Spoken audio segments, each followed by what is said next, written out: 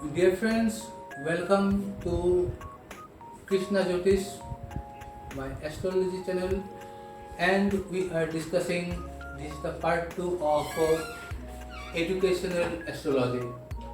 In first part, we were discussing about the how you can look at your kundali and how you can know that in your kundali which particular houses represent which level of education. तो हम पहले part में थोड़ा recap कर लेते हैं क्योंकि ये दूसरा पार्ट है और जिन्होंने पहला पार्ट नहीं देखा है उनके लिए मैं एक छोटा सा यहाँ पे जो हमने डिस्कस किया था पार्ट 1 में ये मैं बना के रखा हूँ कि जो हम लोग का जो पूरा जीवन का जो एजुकेशन होते हैं वो एजुकेशन बहुत लेवल में होता है. First primary level, then secondary level, उसके बाद ग्रेजुएशन तक, पीजी, उसके बाद रिसर्च. तो हम लोग कुंडली देख के ही बोल सकते हैं कि कौन सा जातक या जाति का कौन सा लेवल तक पहुंच सकते हैं. So we can predict just by looking at the kundli कि a person can go up to which level. So this what we were discussing in our last video, and just to give you a recap is that this is the house number 2 and this house number 2 represents our primary education, that is from class 1 to class 5. Then this is house number 4 and from house number 4 we see education up to class 10 या class 12.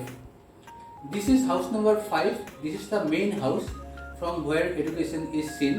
In this house we see graduation level. Then this is the house number 9 and in house number 9 stands for higher education, and in today's context we see mainly post graduation, the education which happen after graduation, the education which happens after graduation. So any post graduation, MA, MSc, MCom or whatever which is beyond graduation we see from house number 9. And then there is another house, this is the house number 8, and this house is for the house of research. So mainly those people who do PhD and all we see from house number 8. So this was the content, main content which we discussed in our previous video. So I hope that that video, if you have not seen, you please see the part 1, and this particular thing is elaborated in that particular video. So today, without wasting time, we come to the second part, and today what we are going to discuss is that very important, and this is very important because this comes in everybody's life. So after 10 and 12 mainly, there is a dilemma in the mind of the student as well as their parents, that in which stream they should go, whether they should go for technical stream or they should go for non-technical stream.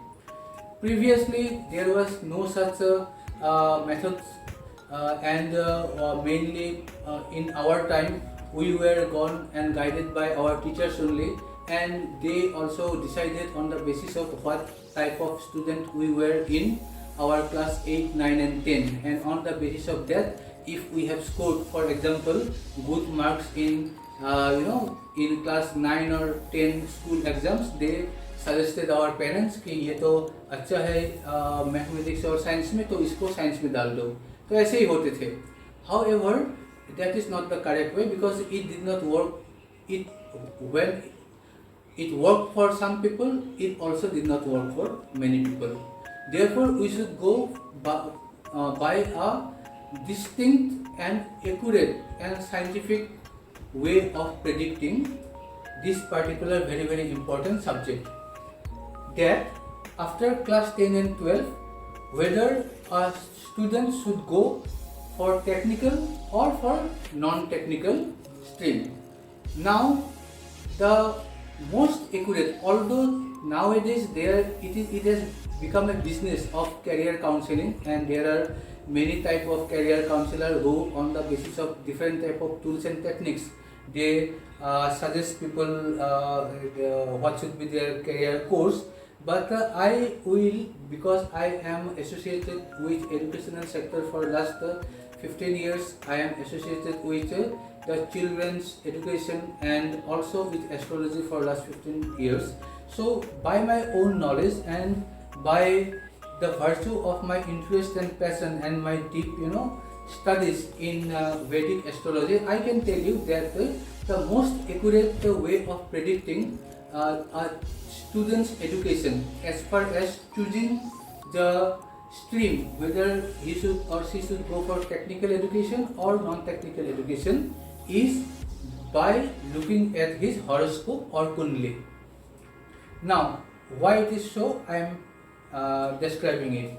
In everybody's horoscope, there are planets sitting in any of these 12 houses, and these planets are not sitting there just by themselves or for nothing. There are many permutations and combinations happening here, and that determines that in anybody's kundli which planets are strong and which planets are weak. And when I say that some planets are strong and some planets are weak, how to determine that is another chapter. We cannot go to that because this particular video I want to keep it short, number one, and also because this video I am making mainly for the students of class 10 and 12, and also for the parents who are the parents of the students who are appearing class 10 or 12 examinations and who are still not being able to decide that which course or which stream they should go for, technical or non-technical. So we are dividing. Nowadays there are different type of courses. I am not going to the courses. I am dividing every course in two major heads. One head is technical head and one head is non-technical head.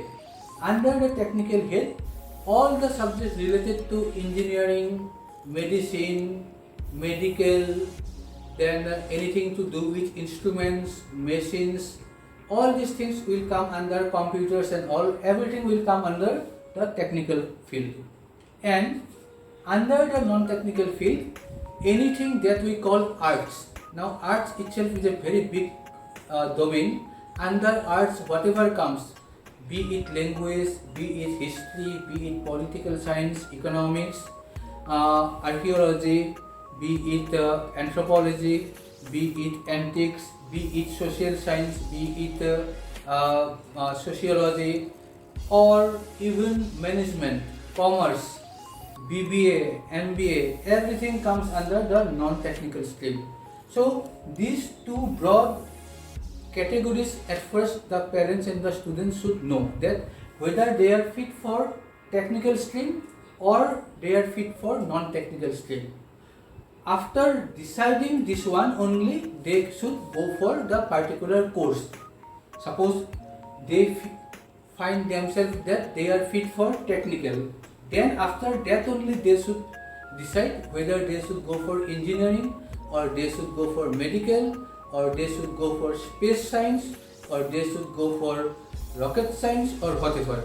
And if they find that they are fit for non-technical, then only they should choose that whether they will go for history, geography, geology, language, English, Hindi, Sanskrit, or social work, social science, sociology, management, BBA, MBA, law, whatever.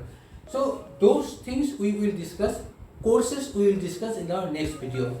This particular video I want to confine myself into these two categories because these are also very, very important. Now how you will determine that whether you will fall in technical category or non-technical category? Very, very simple. There are 5 planets who are responsible or who signify technical education. There are 4 planets who signify non-technical education. Now in your horoscope, if in your horoscope these planets are strong, then you can assume that broadly you are made for technical education. On the other hand, in your horoscope, if you find that in your horoscope these 4 planets are strong, then you assume and take my word that you are made for non-technical education. I am not mentioning course. Course we will discuss in my next video. Now, under technical education, which are the planets which should be Shubha? In Hindi we call Shubh, yeah, benefic, or strong.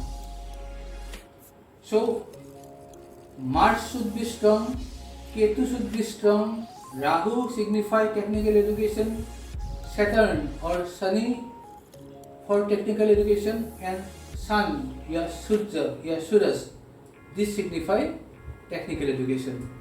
On the other hand, Moon या चंद्रमा, Mercury या बुध, Jupiter या गुरु या Brihaspati and Venus या शुक्र, ये 4 ग्रह जो है ये सिग्निफाई करता है non technical education. Let me briefly explain why. At first we will take technical. Mars stands for technical education because Mars is all about energy and Mars signify machine. So machine is related to technical. आप engineering बोलो या जो भी बोलो, उनके साथ machine का कोई योग होता है. तो मार्स जो है ये प्योरली टेक्निकल है. दूसरे है Ketu. Ketu is the planet which signify communication. तो इलेक्ट्रिकल टाइप का जो इंजीनियरिंग है, इनके लिए जहाँ पे कम्युनिकेशन, इलेक्ट्रिकल कम्युनिकेशन हो, ये जो कम्युनिकेशन है ये सिग्निफाई करता है राहु. उनके बाद आते हैं केतु. केतु मतलब कट एंड जॉइंट. तो पूरा का पूरा जो इंजीनियरिंग या टेक्निकल जो भी फील्ड है, इनमें 2 ही चीज़ होता है, जोड़ना और तोड़ना. और जोड़ना और तोड़ना जो है ये केतु का काम है. तो केतु कम्स अंडर टेक्निकल. इसके बाद आता है सैटर्न या शनि.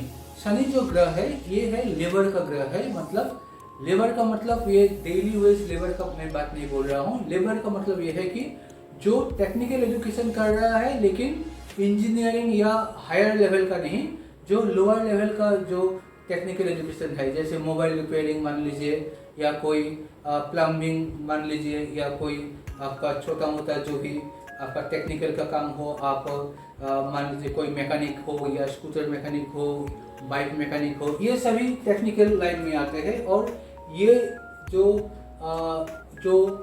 लेबर टाइप का जो टेक्निकल एजुकेशन है ये शनि का अंदर आते हैं. इसके बाद आता है सन या कि सूरज. सूरज जो है ये रिप्रेजेंट करता है हायर पोजीशन को. तो ये सूरज जो है ये इंटरेस्टिंगली ये सूरज टेक्निकल भी में भी रहते हैं और ये कभी कभी नॉन टेक्निकल भी रहते हैं. लेकिन टेक्निकल में भी हो या नॉन टेक्निकल में भी हो, जहाँ पे भी सूरज स्ट्रांग होते हैं, आप ये मान के चलिए कि अगर टेक्निकल में आपका सूरज स्ट्रांग है तो सूरज का काम ही ये है कि ये आपको गवर्नमेंट या बहुत ही हायर अथॉरिटी में लेके जाएगा. तो आप अगर टेक्निकल लाइन में आप अगर पढ़ रहे हो और आपका अगर सूरज स्ट्रांग है, तो मान लीजिए कि आपका जो पोजीशन होगा वो लोअर लेवल पोजीशन नहीं होगा, CEO, MD या ऊपर लेवल का पोजीशन होगा. और अगर आप नॉन टेक्निकल में अगर आपका सूरज अच्छा है, तो आप मान लीजिए कि आपका जो पोजीशन होने वाला है वो एक बहुत ही हायर लेवल का आप पोएट हो सकते हो, एक लेखक हो सकते हो. You can be a writer, you can be A author, you can be a poet, you can be a very high level social worker, you will have respect in the society and you will be respected by everybody. तो सूरज का ये काम है. अब आते हैं non technical में. Non technical में पहला है मून या कि चंद्रमा. चंद्रमा है हम लोग का मन का कारक. और जो भी नॉन टेक्निकल है जिसमें आर्ट्स है, क्राफ्ट है, पोएट्री है, लिंग्विस्टिक है, ये सब में जो है इसमें मन का बहुत बड़ा योगदान है. अगर मन ही इसमें नहीं होगा तो आप कोई भी आर्ट्स का सब्जेक्ट आप ग्रैस्प नहीं कर पाएंगे. दूसरा आते हैं मरकरी यानी कि बुध. बुध मतलब इंटेलिजेंस या बुद्धि. ये जो नॉन टेक्निकल जो भी सब्जेक्ट होते हैं, चाहे वो आर्ट्स का हो, मैनेजमेंट का हो, लॉ का हो, जो भी हो, इनके लिए बुद्धि होना बहुत जरूरी है. अगर एक लॉयर है और अगर उसका बुद्धि ही नहीं है तो वो लॉयर कभी अच्छा नहीं हो सकता है. अगर एक मान लीजिए कि एक टीचर है, टीचर आर्ट्स का सब्जेक्ट का टीचर मान लीजिए कि एक टीचर है, लेकिन ये टीचर का जो बुद्धि है ये बुद्धि ही कम है, तो वो कभी अच्छा टीचर नहीं हो सकता है. और नॉन टेक्निकल में वो भी आते हैं जो सोशल वर्कर है. और जो बुध ग्रह जो है, ये बुध ग्रह हम लोग का वाणी या स्पीच का भी ग्रह है. तो अगर एक सोशल वर्कर है तो उनके लिए जो उनका जो मुंह से जो वाणी निकलते हैं, जो स्पीच होते हैं, वो बहुत ही इम्पोर्टेंट होते हैं। तो अगर उसका स्पीच ही अगर खराब होगा तो वो उसमें उसका कोई करियर बनना बहुत मुश्किल है। इसलिए नॉन टेक्निकल फील्ड में मार्करी एक तो बुद्धि और एक वाणी यानी स्पीच, ये दोनों के लिए ये बहुत ही जरूरी है। तीसरा है जुपिटर यानी कि गुरु, बृहस्पति। बृहस्पति को माना गया है कि देवता के गुरु है। गुरु का मतलब है कि नॉलेज, नॉलेज का मतलब है कि विजडम। ये जितना भी आपका सब्जेक्ट है, चाहे वो लॉजिक है, फिलॉसफी है, रिलीजन है, स्पिरिचुअलिटी है, जिनका भी गुरु मैंने आज तक 100,000 लोगों का मैं कुंडली देखा हूँ, और जिनका भी कुंडली में गुरु का योग अच्छा बना हुआ है, उनमें से 75% लोग जो है मैंने पाया है कि वो आइदर टीचर है, और वो भी ऐसा सब्जेक्ट जो कि फिलोसॉफिकल है, स्पिरिचुअल है, या तो हिस्ट्री का है, या तो सोशल का है, ऐसा कुछ सब्जेक्ट का है जो कि स्पिरिचुअलिटी, लॉजिक, फिलॉसफी या जो कुछ गहराई में जिसमें जाना पड़ता है, उन सब्जेक्ट्स का गुरु है बृहस्पति। तो बृहस्पति का जो रिलेशन है टेक्निकल के साथ दूर दूर तक कोई रिलेशन नहीं है, पूरा का पूरा नॉन टेक्निकल। अगर आपका कुंडली में बृहस्पति अच्छा है तो मान के चलिए कि आपको टेक्निकल की तरफ देखना ही नहीं है, आपको नॉन टेक्निकल में देखना है और चूज करना है सिर्फ कौन सा कोर्स आप करेंगे। अगर आपका वेनस यानी कि शुक्र अगर आपका अच्छा है, शुक्र क्या रिप्रेजेंट कर रहा है? शुक्र ग्रह रिप्रेजेंट कर रहा है ब्यूटी को। तो जो भी प्रोफेशन ब्यूटी के साथ रिलेशन होते हैं, तो कैसा है ब्यूटी और ट्रेवल या सुख सुविधा जिसको बोलते हैं, कंफर्ट या लग्जरी, इनका प्लेनेट है शुक्र या वेनस।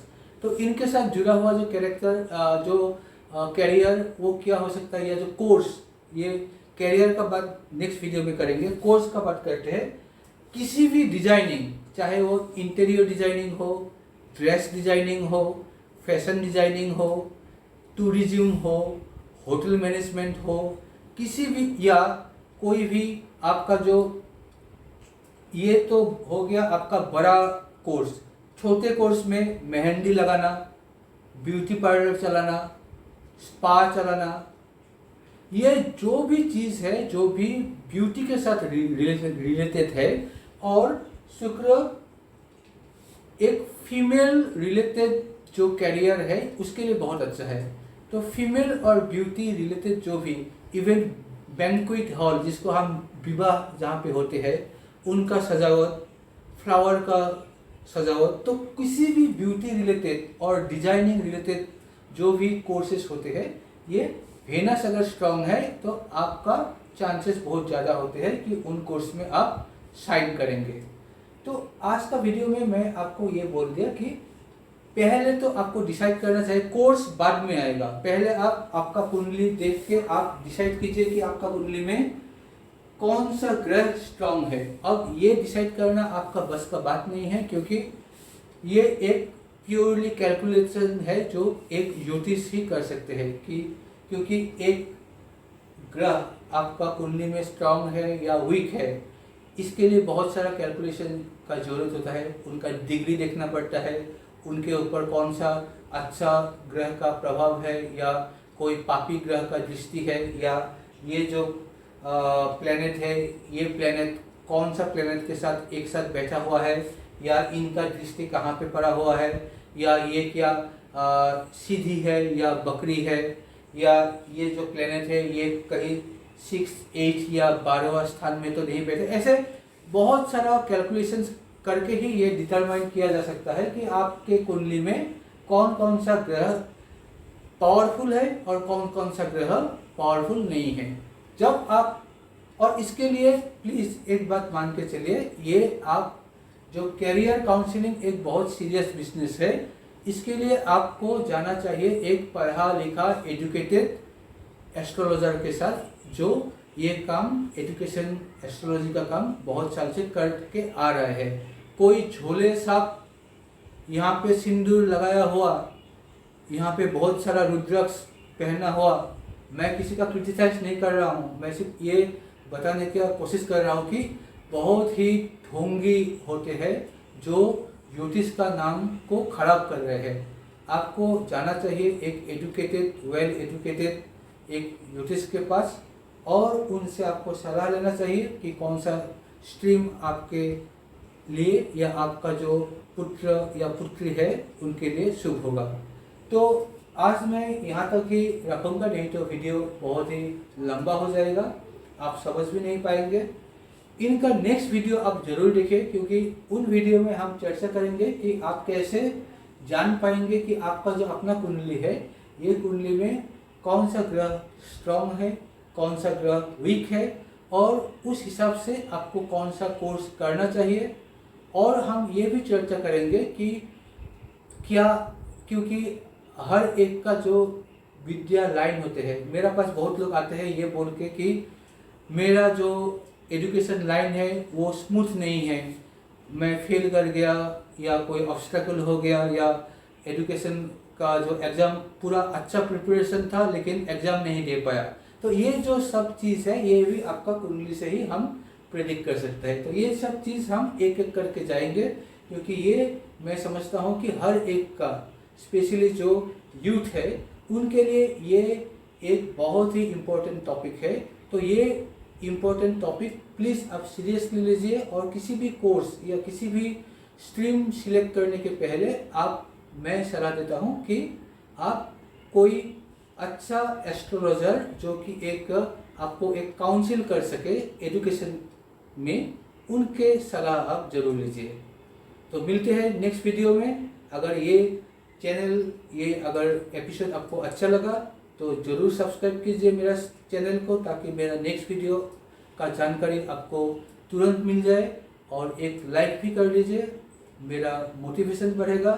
और मैं कोशिश करूँगा कि ये जो इम्पोर्टेंट टॉपिक है ये आपको पूरा का पूरा समझ में आए, और आप उसी लाइन में आप जाए जो लाइन में आपका करियर 100% श्योर है। ये मेरा प्रॉमिस है, मान के चलिए। मैं जो बोलूँगा आप इसमें विश्वास कर सकते हैं। Thank you.